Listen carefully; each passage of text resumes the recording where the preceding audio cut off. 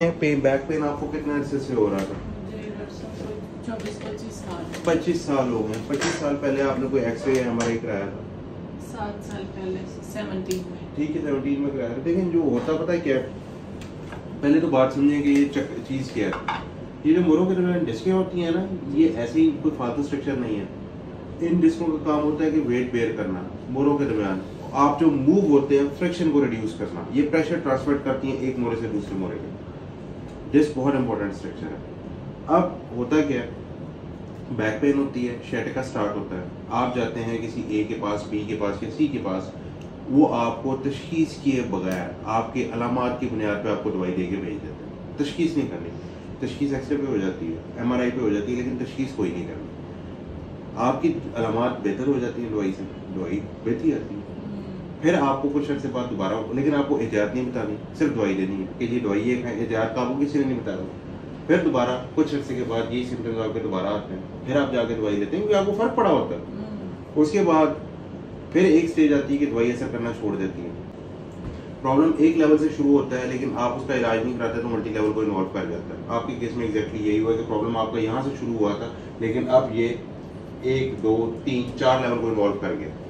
दूसरा जो इस पे सोने पे सुहागा हुआ है कि आप जिसके पास भी गए हैं, उसने आपको देखा है, उसने आपकी बात को समझा है, और उसने होना आपका ऑपरेशन था। और आपका ऑपरेशन आज से 7 साल पहले, 7-8 साल पहले हो जाना चाहिए था जब आपने पहले एमआरआई कराई है।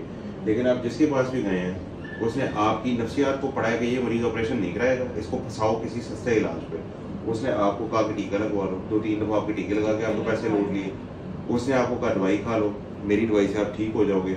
आप दवाई खाते रहे, होना आपका ऑपरेशन। जब ये स्टार्ट हुआ है ना, मेरी तकलीफ स्टार्ट हुई, ये जैसे कहते नहीं चुक पड़ गई, वो मुझे आए दिन हुआ रहता था कमर। लेकिन वो जो चुक पड़ना होता है ना, चुक एक ही दफा पड़ती है, चुक एक दफा पड़ती है, बार बार नहीं पड़ती। बार बार जो हो रहा है तो उसका मतलब ये नीचे मसला सीरियस है। अब तो आपके हालात ये कि आप 2 कदम चलते हैं, 2 कदम चलने पे आपकी टांगें सुन्न हो जाती हैं, भारी हो जाती हैं, आपसे वजू नहीं होता। 56 साल की उम्र में जो है वो आपके हालात ऐसे होंगे जैसे 80 साल के पेशेंट के होते हैं। ये तो आपको जिन्होंने, अब इस पे ये होगा कि आप चलने फिरने से जाएंगे, आपका वेट अनकंट्रोल होगा, आपको डायबिटीज, शुगर हो सकती है, ब्लड प्रेशर हो सकता है, और मसाइल हो सकते हैं जो वेट की वजह से। ब्लड प्रेशर की मैं दवाई खा रही हूँ, 3 टाइम खाती हूँ। आप ठीक है पारुल, आपके केस में डीजेनरेटिव चेंज है स्पाइन पे, ये अब इसी दवाई से इसने ठीक नहीं होना, दवाइयों से बात बहुत आगे चली गई है। अगर आप इस पर प्रॉपर इलाज कराना चाह रहे हैं तो प्रॉपर इलाज इसका ऑपरेशन है। ऑपरेशन पे ये होगा कि हमें इस पे आपकी स्पाइन को हम डीकम्प्रेस करेंगे, नसों पे दबाव को खत्म करेंगे, क्योंकि नसें दबी हुई हैं यहाँ पे इतने लेवल्स पे। ये नॉर्मल आपका है, लेकिन ये 1, 2, 3, 4 लेवल पे नसें दबी हुई हैं, जिसकी वजह से आपके यहाँ से पेन स्टार्ट होकर पैर तक जाता है। पेशाब पखाने पे आपके कंट्रोल में प्रॉब्लम हो रहा होगा। आप बस ठीक है, ये यही प्रॉब्लम है, मैंने आपको तशखीस कर दी है, इलाज बता दिया।